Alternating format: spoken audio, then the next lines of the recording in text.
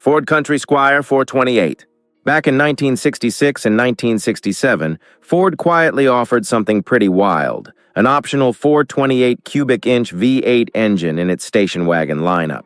Now, this wasn't the famous Cobra Jet version most muscle car fans dream about.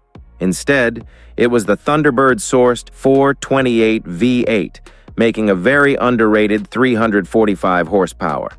But here's where things got really interesting.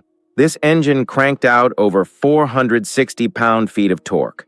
And that meant the big, heavy Country Squire wagon, yes, the same one built to haul around 9 people in a trunk full of gear, could actually move with some serious authority.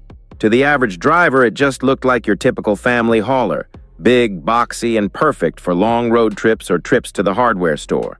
But to seasoned car enthusiasts, one quick peek under the hood told a very different story. Pontiac Bonneville. One of the coolest American station wagons to ever hit the road has to be the late 1950s Pontiac Bonneville Safari. What's interesting is that Pontiac always gave its long roof models the Safari name, kind of a way to set them apart from the rest of the General Motors lineup and make them feel a little more special. But what really made the 1959 Bonneville Safari stand out was what was under the hood. It came with a 389 cubic inch V8 engine that made a solid 300 horsepower. And that kind of power turned this stylish family cruiser into something way more exciting, a true station wagon with muscle car attitude. Chevrolet Kingswood 454. Sitting right at the top of Chevrolet's station wagon lineup, the Kingswood was built in 1959 and 1960, then brought back from 1969 through 1972. These models were always the biggest, most expensive wagons Chevy had to offer, packed with powerful engines and a long list of creature comforts. But the real standouts were those late 60s versions. That's when things got wild. You could actually order a Kingswood with big block V8 power. We're talking about the legendary 427 and 454 cubic inch engines. These wagons had serious muscle, nearly as quick as some of the best-known muscle cars of the era. And the best part, they could still seat up to 9 people. Oldsmobile Vista Cruiser 442 wagon. How could a family station wagon possibly be a muscle car? Well, believe it or not, it absolutely could. Take the 1970 Vista Cruiser, for example.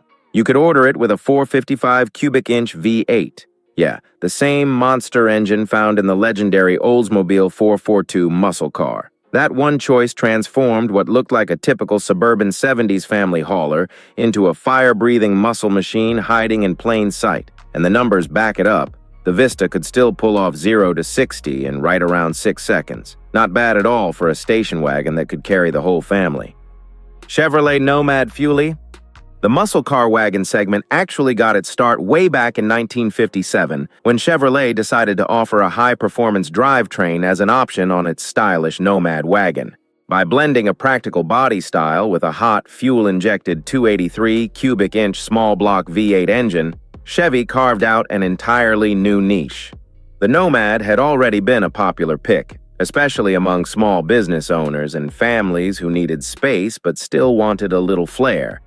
But once you dropped in that 283 horsepower engine, things got real. Suddenly, this family-friendly wagon could outrun some of the sports cars of its day. Buick Roadmaster LT1. The legendary Roadmaster name made a comeback in Buick's lineup in 1991 after being absent for 33 years. It returned with a fresh new look, offered as both a luxurious sedan and a long-roof station wagon. But what really set this version apart was what Buick engineers managed to tuck under the hood. They found a way to squeeze in the same 5.7-liter LT1 V8 engine straight out of the Corvette. That powerhouse delivered 260 horsepower, which was more than enough to turn this full-sized wagon into a proper hot rod. Even with a curb weight tipping the scales at over 4,400 pounds, the Roadmaster could still outrun plenty of muscle cars of the era. Dodge Magnum SRT-8.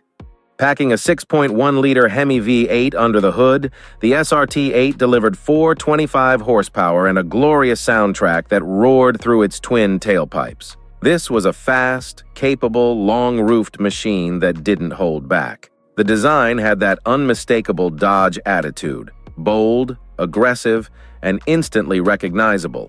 And since most of the mechanical components were shared, You could easily think of this car as a station wagon version of the Charger. Chrysler 300C Wagon SRT8. Designed to take on heavy hitters like the BMW M5 and the Mercedes E-Class AMG, the Touring was the high-performance station wagon version of the Chrysler 300C sedan. Under the hood, it packed a 6.1-liter Hemi V8, cranking out 425 horsepower and delivering that signature growl through a set of twin tailpipes. The SRT8 wasn't just loud, it was seriously quick. This long-roofed beast could sprint from 0 to 60 in just under 5 seconds, and it had a top speed north of 170 miles per hour. It was big, bold, and surprisingly fast for a full-sized wagon. Chevrolet Caprice LT1. The Chevrolet Caprice LT1 station wagon, introduced in the mid-90s, was one of the last great full-size rear-wheel drive American wagons. Under the hood, it had the same 5.7-liter LT1 V8 engine you'd find in the Corvette of that era, pushing out around 260 horsepower. Built with old-school body-on-frame construction, this wagon had room for up to 8 passengers, plus a massive cargo area in the back. That meant it offered all the practicality of a family hauler, while still packing some serious muscle car performance. Its long, low silhouette and classic rear-facing third-row seat bring a wave of nostalgia. But hit the gas, and that torque-rich acceleration still manages to catch people off guard.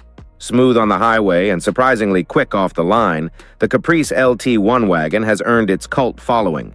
It's a rare blend of utility and sleeper performance, perfect for road trips, daily drives, or just turning heads at the local car meet.